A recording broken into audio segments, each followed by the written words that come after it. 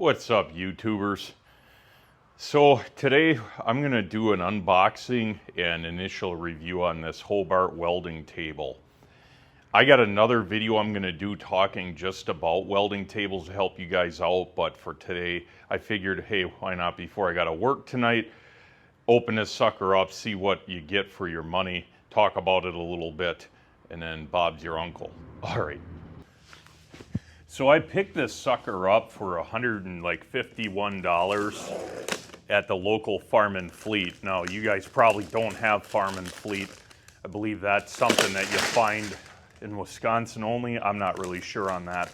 But Amazon has these. They're significantly more. They're probably closer to 200 on Amazon. So if you can find this locally, maybe Tractor Supply might sell these or at least can get them for a reasonable price. Look there before you go to Amazon.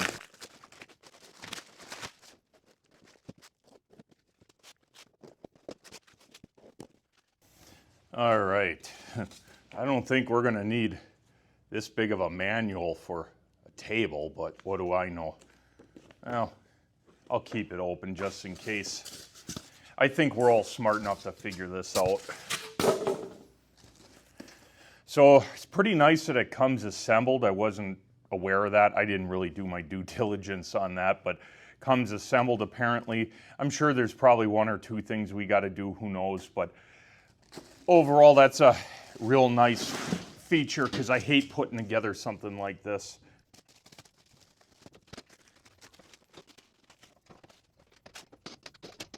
So it has basically big C-clips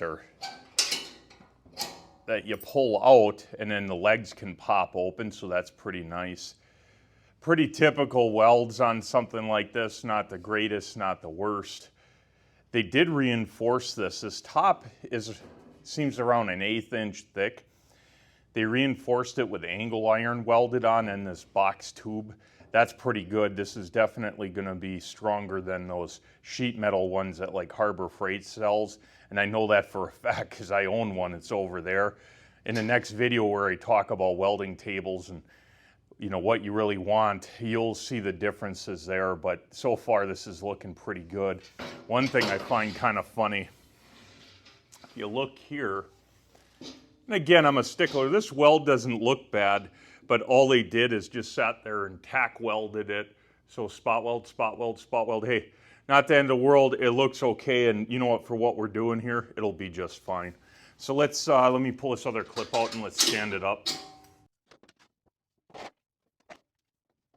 So I guess no assembly required. I thought for sure that they'd have me do something stupid like put a hanger on it or something, like for your ground clamp. But as far as I can tell, don't really have to assemble anything out of the box, so that's a real plus. This thing seems to be pretty sturdy. The top has almost no flex. I mean, granted, I'm not setting, a 500-pound cast iron chunk of metal on here, but seems to be pretty decently duty. I think this thing would be great for you home gamer, and myself included, because, well, I bought it with my own money. So because this is a little bit more durable than a lot of the other tables that are out there as far as like how thick it is. Now, this does not have slots cut in it or holes for clamps and stuff. And I looked at a bunch of them and I decided that, well, for this table, because I got a bunch of others, I don't really need that. I more or less need something to where it's more portable because I will be taking this out on job sites per se. So it's a little bit more portable than some of the other stuff that I have. And then not only is the portability a factor, but how small this can compact to. Like as you saw in that box, it's really easy to slim it down and you can set it out of the way somewhere. This thing seems to slim down pretty good when it's folded up, a little bit smaller than the other portable welding table I have. So I think this will work really good for me. The welds on the top, they ground down, cleaned up. The tabletop here is, I can tell, it's definitely not perfectly flat, but for what most of us are gonna do, more than fine, more than adequate. This is a bare top. Apparently I read that they treated it with some anti-rust coating.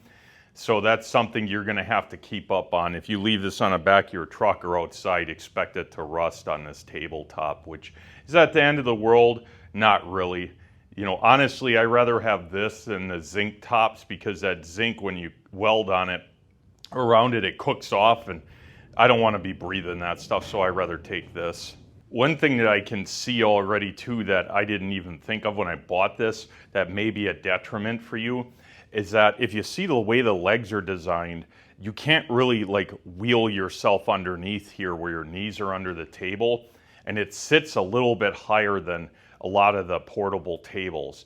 Now for me, I'm pretty tall. This is actually a really good height to put something on and weld while standing. The other table that I have, portable one, you can kind of put your legs under it somewhat, which means you can get close to the work while sitting. So that's something to consider. To me, this is a great table, more or less, like I said, for the standing aspect and not so much for like bench work. Like as a TIG welding table, I don't know that this would work that well. You'd want to be able to slip under it and then have your work in front of you while you're sitting.